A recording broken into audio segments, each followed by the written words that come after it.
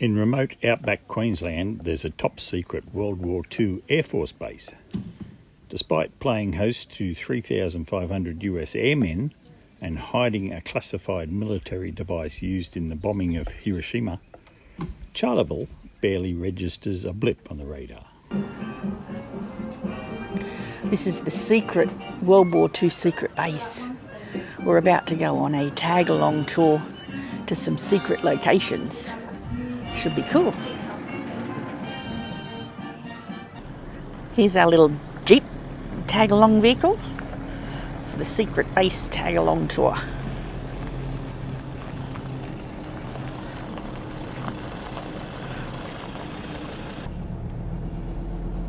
And we're off. I've been corrected. It's not a Jeep. It's a Land Rover. Silly me. Now mulga, perfect camouflage. So you can just imagine a whole bunch of tents just scattered in amongst it. But this spot here in particular is our Bumen Baths, or sheep dips as I like to call them, as it's literally like farmers dipping their sheep in chemical to prevent them from getting all the nasties. But in this case, it was commanders dipping their servicemen in DDT chemical to do the exact same thing. So there are 10 baths here in total. We have dug up 3 of them. We've also reconstructed one just to give you a better visual understanding of what it would have looked like, minus the bitumen of course. They originally started with concrete in the beginning, but that didn't last very long. So they switched to the bitumen and it survived it. They would take these DDT baths once a week. They'd have to soak in it for a minute, and 20 seconds of that minute, their head had to be fully submerged under the water, killing all the lice in their hair. They kept popping back up and not completing that 20 seconds. They'd have to start over and over and over again until they did. Now, Charleville bore water, extremely hot, very stinky, it's not very nice. Back then, 40 degrees. So those boys jumping in, really opening up their pores, that DDT seeping in, did lead them to get chemical burn across the whole body. And if they got enough exposure in the end, would actually get into their system and go on to affect their future generations as well. So pretty much, we started everything in 2010, so that's when we found the first site. So we're originally going to knock it all down in the beginning. So council hired people to do that, so extend the airport of course. So hired people to do that. They got here and was like, hang on, what are we actually knocking down? So they did their research, went to the locals first, asked around the town, what's this set up out at the airport? And turns out they were all signed under secrecy oath. So they were making up fake phony stories that wasn't adding up to what we were finding. So that's that reason why.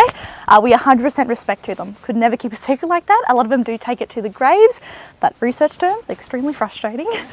So we left them alone. Went to Australian Government Archives. They gave us a list of buildings. There was 101 buildings listed on that list. We have definitely not found 101, but also what the building was listed as, described as, wasn't matching what we were finding.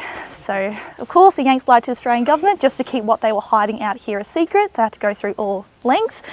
So it's all our own research. It's actually very cool we do get to say that. That's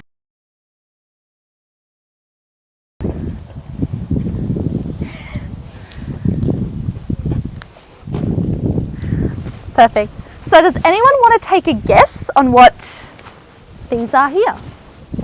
Toilet, the throne. Well, they are actually American style grease cookers. So we're standing in the mess hall, or kitchen if you like. Yeah, so setup's quite easy. Here are your grease cookers, which drains into your grease trap. That is your supplement cupboard. Big slab of cement behind the blue car. That is your pantry for all your dry goods. Lovely little garden bed here. That is actually the deep freeze for all your dairies and your meats. And if you notice, there are 2 dining facilities. So for that reason, keeping together in the same class, but also still separated into your groups. Now we're standing in section A of the base. There are three sections, section A, B, C. Section A, your very important people, so your higher ups, your generals, commanders, bombardiers. Section B, doctors, engineers. And section C is your cleaners, maintenance and security men. For that reason, very close to the airport. So if there was an attack, these guys got out first. Section B had a chance. Section C really didn't have a chance in the end. That harsh reality is actually a very smart tactic. These guys take years to train, Section B, months or so. Section C, you can replace those guys in a day. So we're looking at luxury. This is a nice setup, all the nice things. So we have not found Section B or C. So they didn't have a nice slab of cement as a base. So we predict they just had that simple tent setup. And again, makes it impossible to find. Again, everything's here. We have found traces, it just hasn't led to anything. But we will get there, I know we will. You can for your minor things, of course, there was an operating room in there. I don't know how good that would have been, but there was one in there. And I don't know if you know, mulga is actually very poisonous. So if you get a splinter, I suggest take that out straight away. And of course, Americans living in amongst it, got splinters all the time, get nasty, get infected, head straight to the aid post to get treated. And if that got full, this would double structure. Tank is not, they would have drank that dry pretty quickly. But again, Section A, these guys got the luxury of having a nice cup of cold water with their meal. Or if they were smart, actually save that cup of cold water for their daily shower, just to cool down the water a little bit.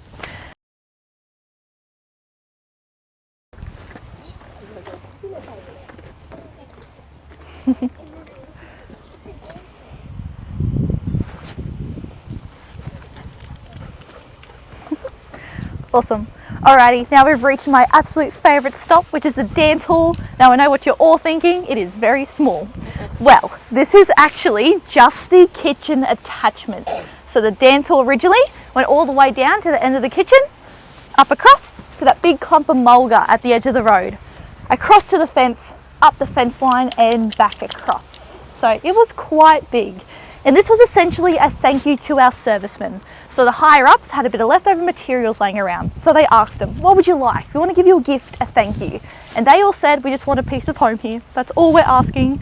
So they created a dance hall for them. So obviously very American style. So from your food, your dancing and your music. Food, burgers, fries, milkshakes, ice cream. Fun fact about ice cream, how they actually got it out here. Big barrel of cream, stuck it in a plane. Planes a bit rally back then, got to a high enough altitude and boom, you have ice cream. Your music, anyone who could play an instrument at the time. So mainly Red Cross and salvos were behind that. And of course your classic American dancing. And the only two groups that were allowed here were your US servicemen and your Aussie ladies. So you can just imagine, so she was a local lady engaged to another local man. The town was prepared for this wedding invites set out and everything. She came here one night with her friends and just fell head over heels for this serviceman that she ditched the Australian to be with him. She did get disowned from her parents in the end. And the whole town just frowned upon the whole situation. So she had no choice to leave. We don't know how her life would have turned out. We hope it was absolutely amazing, but again, it could have been the complete opposite as well. And I do not blame the ladies. I also did fall in love out here in Charleville, and he is also American, which just tops it all off. But yeah, he's an American roo shooter. So there you go.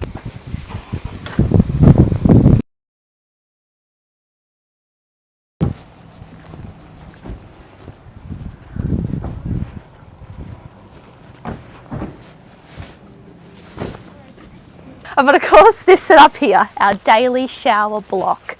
Now, big slab of cement is your laundry area. So your dirty, clean, dry sections. And of course, the people behind this, Red Cross and salvos, and any serviceman that was getting punished would also help out with the laundry. Where the yellow tape's marked around, that is your shower block. So 6 shower heads on each side, placed very high up. So hopefully by the time the water did hit you, be that tiny little bit cooler. This is where the men would save that nice cup of cold water, is for here. Great big shower head, very American style. We did find one out here, it's in the base, it looks really, really cool. And of course, when the cooler months came around as well, donkey system would be put in place. So essentially just heating up your water, having a nice hot shower. Beyond the yellow tape, there's a whole bunch of holes in the ground. That is your toilet system. Then of course, your back wall is your urinal. Now, if you've noticed, the mulga is actually looking very upset here as well. So it's your L slit trench, so shaped like an L. So essentially, if there was an attack, all these guys doing their business in here would jump into the trench for safety. Now all these white bits you begin to see on the ground, they are from your toilets, so your porcelain.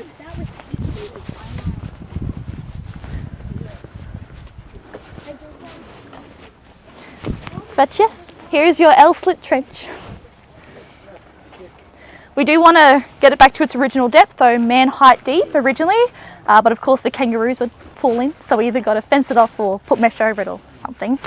But it fills in very quickly. We zhuzh it up every tour season and it just fills in so quickly. But I think it is very cool. All So done with remember, this teaspoons. is all section A. Yeah, very cool. We'll head on to the next stop.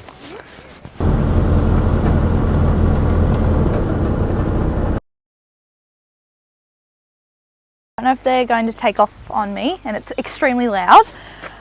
So welcome to the business side of the base. Now, the road we just drove down, that was actually the 3rd runway. So there were 3 here in total. So 2 at the airport and 1 here.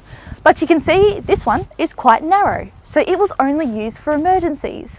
Now the big square gap in the mulga we just passed on the way here, you'll see it on the way back if you missed it, but that is where the maintenance area was, so where they fixed the planes. The anchors are still there, where they tie down the plane so it wouldn't take off on them if they're working on the engine. And of course, working under our sun, the Aussies were hired to play that role. The Americans, on the other hand, got the luxury of working in the hangar. So that is the original hangar. There were 5 here in total. So 1 there, 1 in amongst the scrub over here, 1 as you turned into Qantas Drive, and then 2 at the airport. And we actually had the largest one in the southern hemisphere here. So 4 of those ones equaled the biggest one. And they were supposed to leave that one behind as a thank you, but I don't know what happened. We got the smallest one instead, but it's still really, really cool. And they are actually all built in with air conditioning. So again, Americans had a bit of money, a bit of luxury, so why not? There was only 2 places in Charleville that had aircon back then. So here at the base, where do you think the second lot of air conditioning was? Hospital. Yes, a lot of people say the pub, but yes, hospital is the second place that had air conditioning. The fuel department over there, that is the original setup and still in use today by Royal Flying Doctors. Back then, heavily guarded, so 7 security guards. Communication tower is also the original tower. It's brilliant, so still in use today. So clear signal from here to Port Moresby and actually some locations in America. And actually, if you're out at sea, it bounces here first for it bounces wherever it needs to go. So perfect. I don't understand why our service out here is terrible. Just does not add up. 150 of them recorded out here at once. So huge, and their wingspan massive. From the start of that gate where that stop sign is, all the way down this pole right here. So huge. Imagine trying to camouflage them all. Insane. There was an alarm system built into the town. So if locals saw anything suspicious, they would hit that alarm, alert the Yanks here. But thankfully, we live in Charleville, nothing ever happened. We did have an incident one time though. So, Tokyo Rose, propaganda radio station during World War II. Our planes got leaked worldwide when they're ready to take off. So, there had to be a spy in Charleville. Someone was getting paid a lot of money, or they were hacking into our system. Now, we don't know how this story ends, but we do believe it was someone in the town, because obviously the Yanks hearing this, absolutely petrified. The first instinct was to raid the town. Barge in on everyone's home trying to find this person, and we do think it was someone in town and they scared them off before anything could happen to them. And it only ever happened that one time, but of course, living out in Charleville, they have no idea where we are, and of course it was that suicide mission for the enemy, no fuel to get back home, so nothing ever happened from that. But the outcome for the town, all the locals signed under that secrecy oath.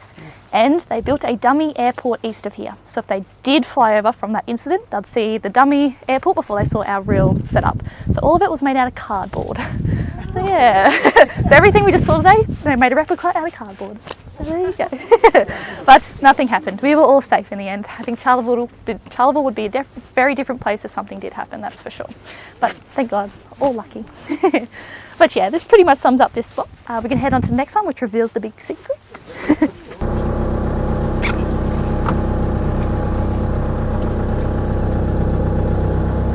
To go and find out what the big secret is. Wonder what it could be. Something happened in the shed. It's a little shed.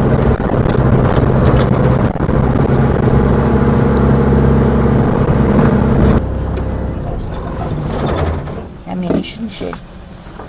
Probably.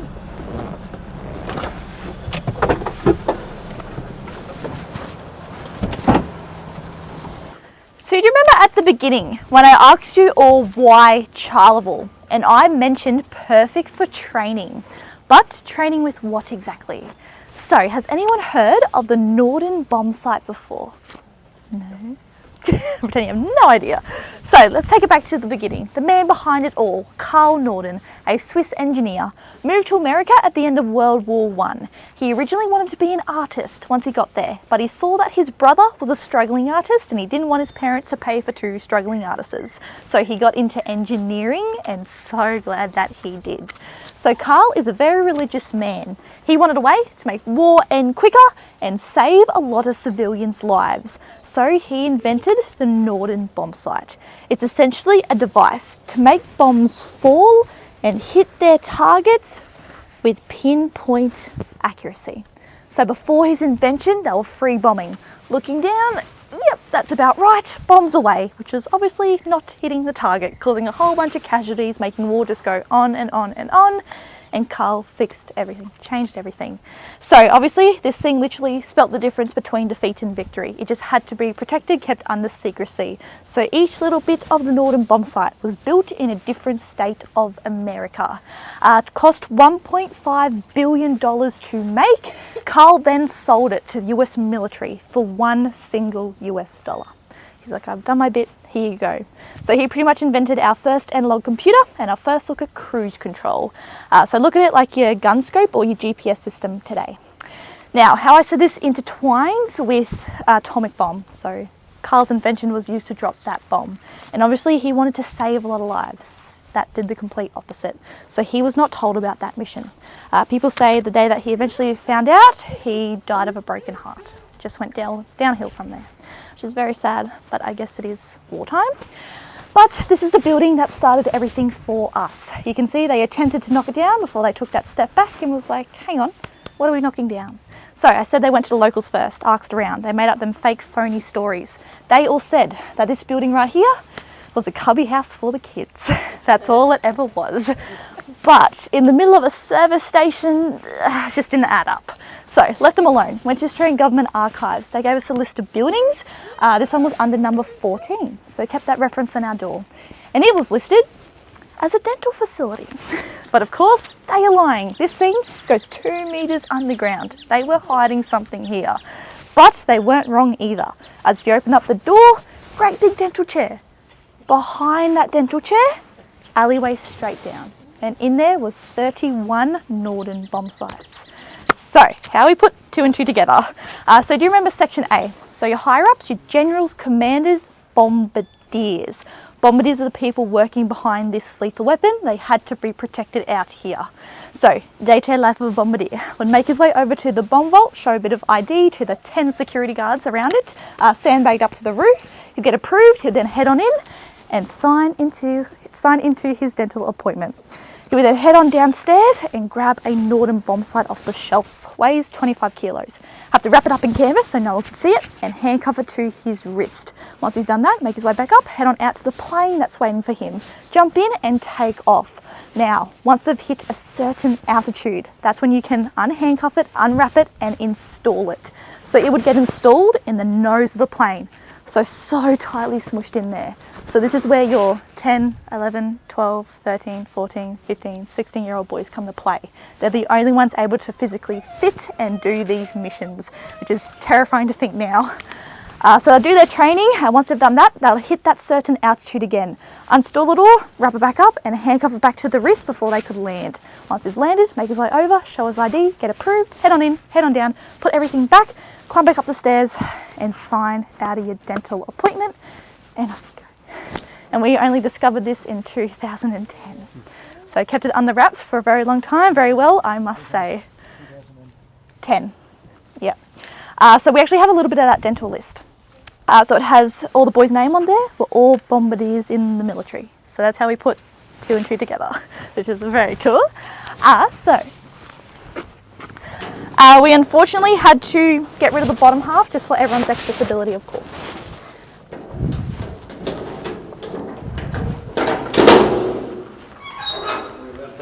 Definitely, yeah. Yep, you can all come in. I can fit a bus group of 25 in here. They're all good. So this is where your dental chair was, and behind here, alleyway straight down. It has filled in, there's nothing there, but that's where your trapdoor would have been and how big it would have been. So yeah, Norden bomb sites. So this is your analog computer and this is your cruise control. Now, this is what I was talking about before. So tightly smushed in there that in the end they had to hire someone to physically pull them out as a job. And of course, going into the military, you had no choice what you were doing. It was depending on your body features and your body shape that determined your role. And these younger boys rocking up, faking their father's signature, get approved to go to the military. Military's not doing anything wrong. All their documents say that they are 18. And of course, they were taking them and using them as bombardiers. And now, obviously, this thing had to be protected. So they had to sign their life away. They had to die in the end. If you were a bombardier, so pretty much how it would all go out. So to protect the Norden bomb site, so they're over enemy territory, ready to drop a bomb, but they get hit and they're going down. The first thing the bombardier would have to do to protect the Norden bomb site is grab a gun and shoot the side of it, so it would all melt. He would then have to tilt the nose of the plane down, so it would destroy it, nose first. Bombardier could choose how he wanted to go. Grab that gun, shoot himself, make it 10 times quicker, or die on impact. If he amazingly survived, he would have got tortured by the enemy, or if he made it actually back home, he still would have been executed because he did not follow protocol. Which is very sad just considering how young they actually are. Drop a bomb. The first thing the bombardier would have to do, disengage his gyroscope, which would make his plane fly evenly and steady. So bombardier could focus on doing the math. He would then put in his speed, his altitude, wind speed, or the coordinates. He would then look into his crosshairs and line up his target. Once these two metal square bits evened out and then met in the middle, bombs away. And it changed everything. It was very cool. Now this is a later model one, obviously a lot of trial and error, but how we know that, the crosshairs, it's a chip in the glass like our guns today. The original ones actually had pure blonde hair. So a woman named Mary Babnick Brown, longest, blondest, purest hair in the US at the time, all called her Rapunzel.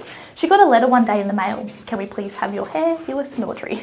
She noticed everyone else around her was contributing to the war in some way. So she's like, okay, I'll shave my head and donate it. She did this in her early 20s, heard nothing until she turned 93. Got a letter from Ronald Reagan saying, "Thank you for your service, your hair was used in the Norden bomb sites." Very special story. And this is actually all German engineering. So German engineering is, well, still is today. So they hired a German to work on the Norden bomb site. They hired Herman Lane. He faked a leg injury, hobbled around with an umbrella. No one thought it was suspicious. So they're in one state working on one little section, all the blueprints, documents, working as a team, laid out on the table. Lunchtime hit. Everyone would leave. He would always be the last one to leave. Roll up those plans, stick it in his umbrella, and hobble away to lunch. Meet up with his wife and kids, lay out those plans, and they'll quickly start tracing. Once they're finished, roll it back up, stick it back in, make his way back to the office before anyone else rocked up, lay it back down, and got away with it. He got to majority of the states. He did very well. Highest paid spy in World War II. Didn't get to every single one. They were kind of hurrying him up at this point, so he sent the plans away uncompleted. Thank God they did not crack it. Our world would be completely different today if they did. They just wasted a whole bunch of money in the end. But they had the plans for the Norden bomb site before we ever did, which is very scary.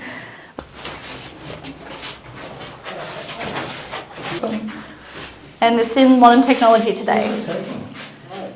That sits like identification number. It looks on that is like, yeah. like a computer system, navigation system has less with your phone. Yeah. That's a huge bank of stuff. It's amazing, yeah. Exactly, it is. Lily. That was great. Oh, thank you so much. Yeah. Thanks for watching, and please like and subscribe.